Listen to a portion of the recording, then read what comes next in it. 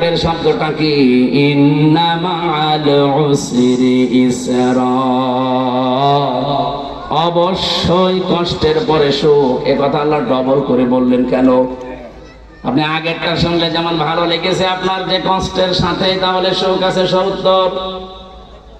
ঠিক এইরকম ভাবে কোন মানুষ যদি একটা সুখ ভোগ করে, একটা শান্তি দুনিয়ায় পায়, কিন্তু শান্তি আর এই সুখ যদি হয় অবৈধ, অবৈধ সুখ নেই দুনিয়ায় আছে।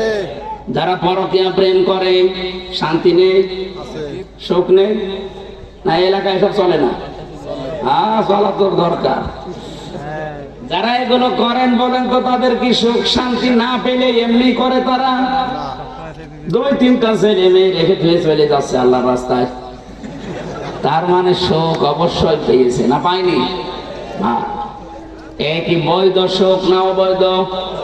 আরো জোরে বলেন। অবৈধ। এক একটা অবৈধ সুখ ভোগ করলে অশান্তি পাবেন কয়টা?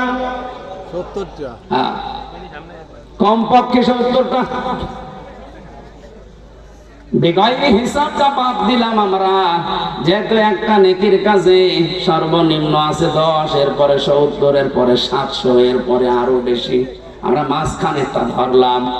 আপনি হিসাব করে বলেন, এক একটা অবৈধ সুখে যদি 70টা অশান্তি, কষ্ট, অপমান, অপদস্থ, অকল্যাণ, দুঃখ আল্লাহ দেয়, এই 15.5 বছরে যারা ছিল তারা কি বৈধ ভাবে না অবৈধ? অবৈধ।